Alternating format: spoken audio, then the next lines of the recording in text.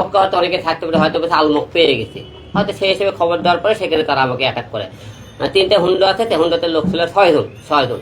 সেখান থেকে আমি ওই ব্রিজের উপর বসেছিলাম, আমার পলার দিয়ে টানি লেতে ডাইরেক্ট নিয়ে গেছে। নিয়ে যাওয়ার পরে কি রে, আমি আপনার সবাই জানি কিছুদিন আগে ঢাকা উত্তরাতে মেয়র পদে আমি নির্বাচনে ঘোষণা দিয়েছিলাম। ঘোষণা দেওয়ার পরে সেটা নিয়ে মনে করেন বলার পরে কথা তুই নাকি ঢাকায় নির্বাচন করবি, তাই কি আমাকে এই জায়গাতে ঘুষি মারার পরে আমি চোখ মুখের অন্ধকার থেকে ভাব করে পড়ে দেওয়ার পরে তারা গাছের ডাল তারপরে স্কেল দিয়ে তারা মারে, আপনারা ছবি দেখছেন, ভিডিও ফুটেজ দেখছেন কি হারে মারধর করেছে আমাকে।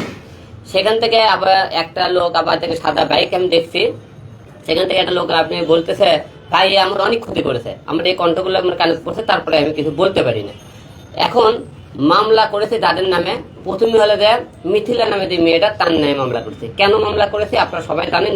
মিথিলা বিভিন্ন রকম অনলাইনে আছে, তাছাড়া মনে করে আমার নামে বিভিন্ন গুজব ছড়াইতেছে, আমাকে হুমকি গালিগালাজ বিভিন্ন অশ্লীল কথাবার্তা বলে। এবং তার স্বামীর নাম হলো চমন, 2 নম্বর আসামি।